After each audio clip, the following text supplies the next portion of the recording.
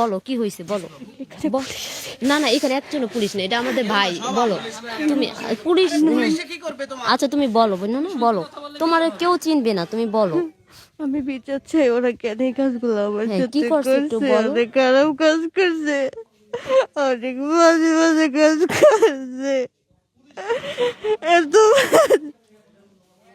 অনেক বাজে কাজ।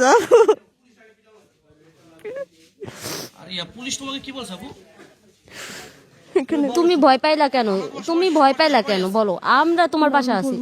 মারবো পুলিশ বলছে তোমাকে মারবে, না, কেউ বলে না মারিয়ে লেবো, আমি করলে কি এরা বলছে রাতকে মাইরা ফেলে, বেটা বলছে। জ্ঞান দে, আমি জানি জ্ঞান। আমি আসি তোমারে তো বলছি, কোন পুলিশের এমন পুলিশ জন্মগ্রহণ করে নাই এই শরিয়তপুরে তোমার গায়ে হাত দিবে কোন পুলিশ? আমরা তোমার ভাই। আরে তা কেমনে এই কাজগুলো করলো? সমাজ দেখছে না, আপনাকে আমার দেখতে পেরে দেখছিল না, তখন তখন কেন করলো না আমারে? আমি কত সাহায্য চাইছিলাম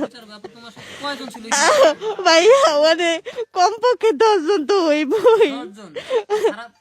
আমার অনেক মারছে, খারাপ কাজ করছে, মারছে আরো বেশি, খারাপ কাজ করতে বেশি মারছে। আমার একটা পুরুষ একটা মহিলা নেবে, মার নেবে। পুলিশ তোমাকে কি বলছে? কেউ ভয় দেখায় নাই তাই কেন তুমি বললা যে আমার কিছুই হয় নাই, শুধু আমার এমনিতেই আমাকে মারছে? আমার পুলিশ লাগবো না, আমার জনগণ লাগবো। আমরা তো জনগণ আছি, এটি সব জনগণ, এখানে পুলিশ কেউ নাই। শরীয়তপুরের জনগণ তোমার সাথে আছে, শুধু শরীয়তপুর না, সারা বাংলাদেশের লোক তোমার সাথে আছে, তুমি শুধু বলো। আরে ভয় পাইছে, ওরে ভয় দেখাইছে। তুমি আমাদের বোন, বলো পুলিশ কি তোমাকে কি বলছে? ওই যদি জানতো,